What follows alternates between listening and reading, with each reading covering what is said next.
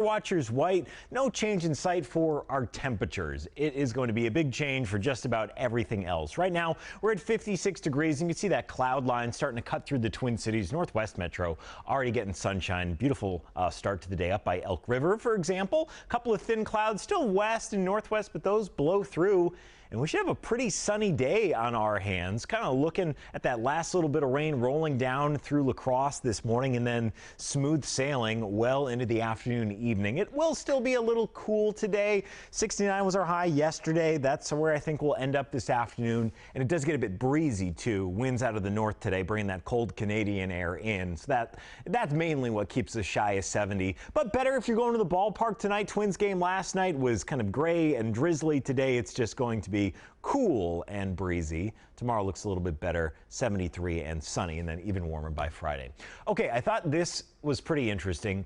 A mattress company did a study about which side of the bed people sleep on.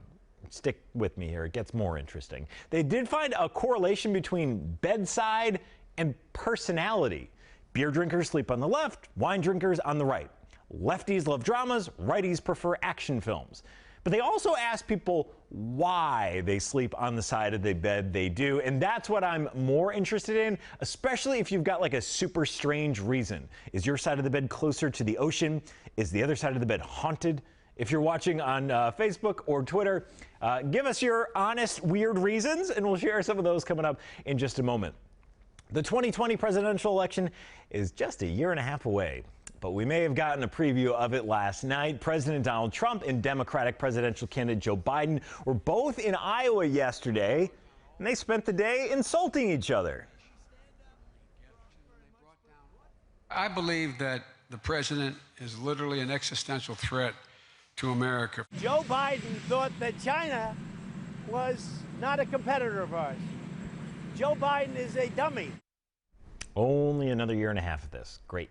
There are still 237 days to go until just the Iowa caucuses, but a new National Quinnipiac University poll shows Biden with a 13-point lead, wow, over President Trump. A clip from C-SPAN went viral yesterday. Really? Here's why. Jon Stewart, the former Daily Show host, ripped into lawmakers about the 9/11 Victim Compensation Fund.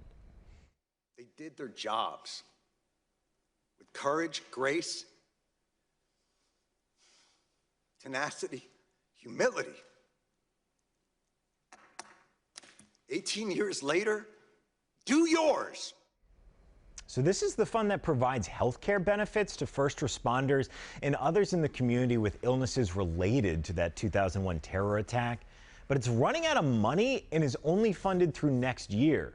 Stewart has become one of the most vocal advocates for 9/11 responders. After slamming congressional inaction for more than 5 minutes, the audience gave him a standing ovation.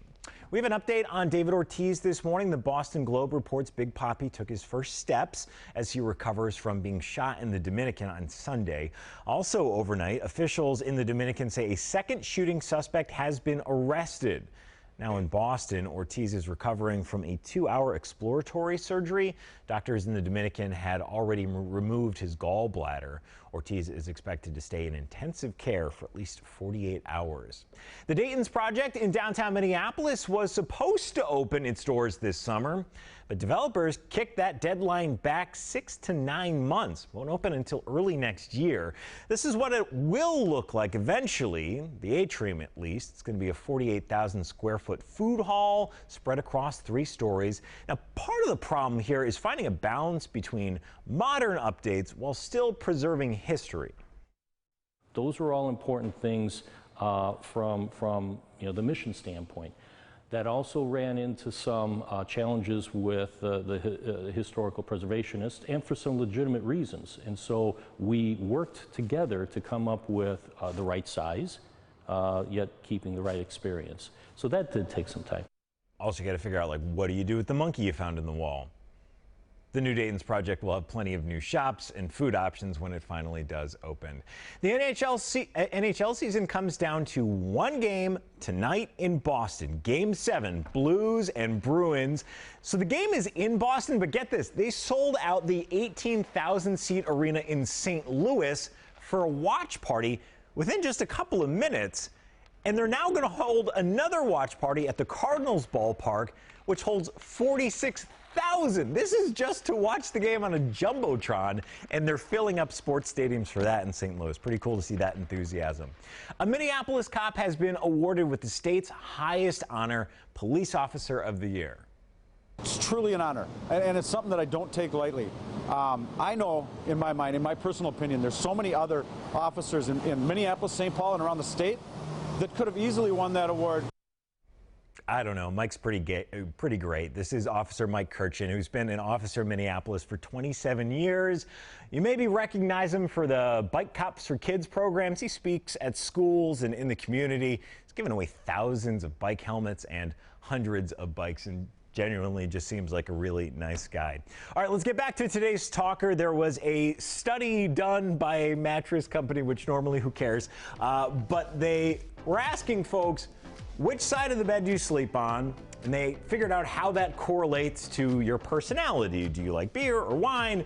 Are you politically conservative or politically liberal? Apparently the left and right lined up pretty well for that as well. But I was most interested in like why you sleep on the side of the bed you do. To answer that question, we're going to bring in our digital guy, Cole. Recent birthday, boy. Oh, yes. Cole, oh, wow. Did your mom bring you a cake? I wasn't here, so she didn't bring it here. That's disappointing. But yeah, Cole's mom always brings Usually a cake to work, and it's my favorite tradition. Yeah, that's the tradition. All right, so what do people say? Yeah, we got why a lot do of they sleep where responses. they do? We got Daniel saying, I have a sleep number bed, so I try to wear down each side. So he sleeps on both sides. We have Nancy saying left side because the cat prefers the right. Oh, you defer to the feline. That's interesting. We have Sally saying, I sleep on the side furthest from the door, left or right, doesn't matter. Doesn't matter. Okay. Hannah on Twitter said the right side is against the wall, so I can't fall out. Yeah. Brandon says, honestly, the side nearest the bathroom, quickest access possible, or the side closest to the door that gets me to the bathroom. That's perfect, because we have Kimberly saying, I have to sleep on the right because my hubby has to be close to the bathroom. Is this just is this a male thing? Like we need to get up in the middle of the night to use the restroom? Guess so. We have 3 men in the studio and they're all saying yes. Okay, that is it for now. This is the 734 from WCCO, a time when most in the Twin Cities are on the go. If you haven't already made us your home for mobile news, please do that. We'll be back here tomorrow at 7:34. Until then, be nice to each other on the internet.